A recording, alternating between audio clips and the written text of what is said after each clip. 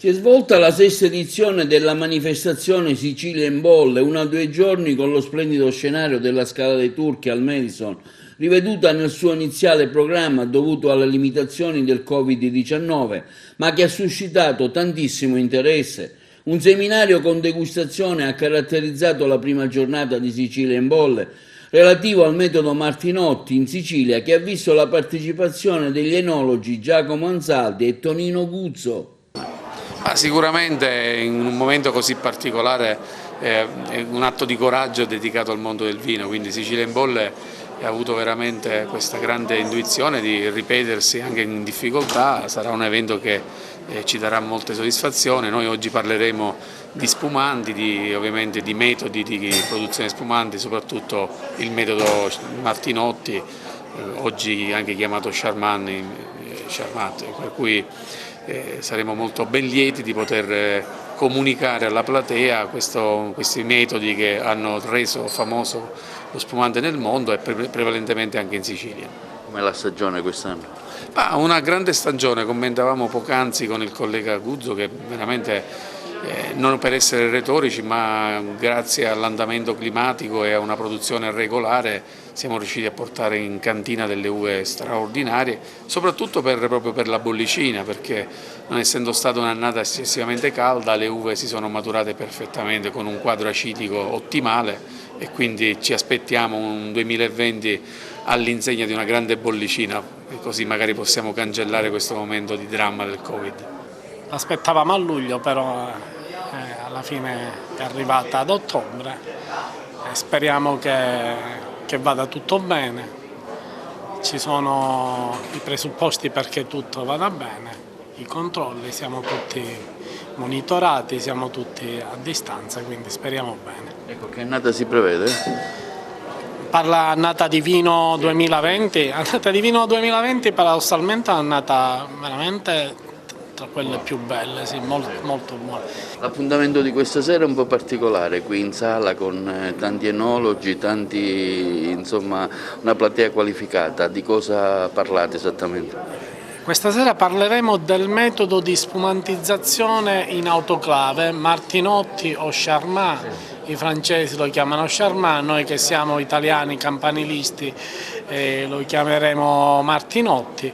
Di questo metodo che ci permette di esaltare i caratteri varietali delle nostre varietà, ma anche dove viene utilizzato appunto per questo, per esaltare i caratteri di freschezza dei vini. Sì, nonostante le difficoltà che conosciamo tutti del momento, abbiamo deciso di continuare un appuntamento importante che è Sicilia in bolle, sesta edizione. Abbiamo voluto ulteriormente arricchire l'evento con l'inserimento del concorso Miglior Sommelier di Sicilia, che già stamattina ha avuto una prima fase che proseguirà domani con le finali e con appunto la proclamazione del vincitore.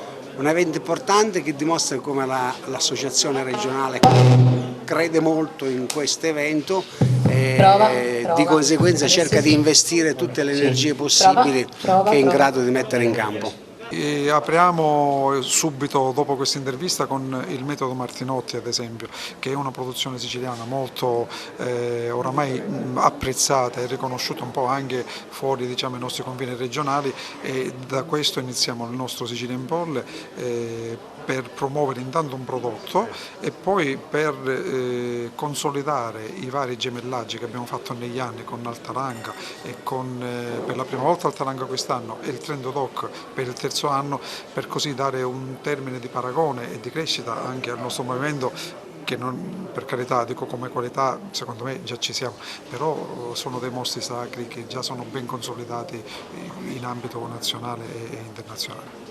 Il secondo giorno si è caratterizzato in particolare con il concorso della finale del miglior sommelier siciliano che si tiene per la prima volta nella nostra regione, infatti in collaborazione con Cristiano Cini e Sicilia Doc. 4 i giovani sommelier selezionati che hanno partecipato alla gara: Daniela Lucera, Pietro Giordanella, Laura Piscopo, Giovanni Pistorio, che sono stati esaminati da una qualificata giuria formata dallo stesso Cini, Roberto Anesi, Alessandro Carruba, Camillo Privitera e Flavio Catalano. Il vincitore è stato Pietro Giurdanella, premiato dal presidente di Sicilia Doc, Antonino Rallo. Bello perché è un momento importante, è il primo miglior sommelier della storia di Sicilia, quindi oggi è una giornata di festa per tutti. Questa è già una selezione perché stamattina c'è stata la prima vera prova, i concorrenti erano 8, questi sono i migliori 4 che sono classificati. Hanno risposto a delle domande in un questionario molto difficile sulla Sicilia, ma non solo, l'argomento era largo fino a tutto il mondo, e poi hanno degustato 2 vini alla cieca. Hanno fatto una relazione su un produttore siciliano, i punteggi più alti, 4, si sfideranno oggi qui sul palco.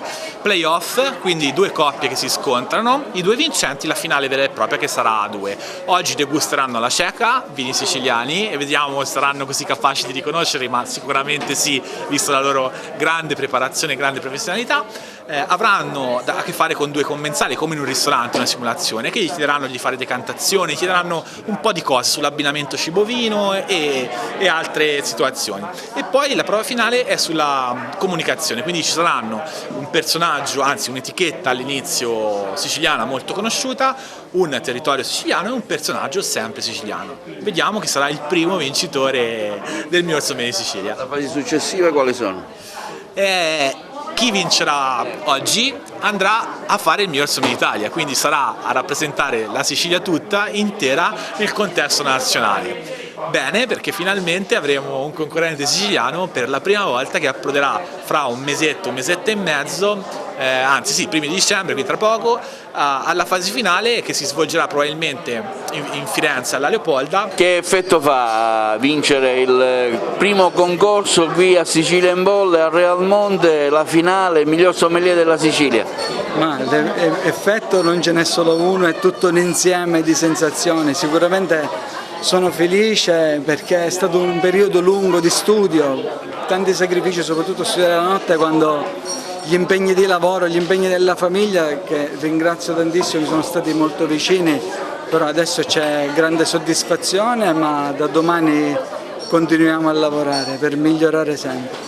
Dei bravissimi candidati, grandi conoscitori del vino, grandi conoscitori del nostro grande territorio siciliano, di tutte le produzioni, davvero dall'Etna alla Sicilia occidentale, ai vini fortificati come il Marsala, ai grandi bianchi, ai grandi rossi, bravissimi conoscitori non soltanto del vino ma anche della storia del vino siciliano, e questo mi ha davvero colpito. È presidente della DOC Sicilia, che significato assume in questo momento anche parlare di vino? Beh, la DOC Sicilia è una delle più grandi DOC che ci sono in Italia, sono quasi 25.000 ettari, più di 8.500 aziende viticole, 485 aziende che confezionano DOC Sicilia, quindi sicuramente una denominazione importante per l'Italia e ovviamente per la Sicilia. Dobbiamo cercare di continuare a farla crescere per il bene della viticoltura siciliana.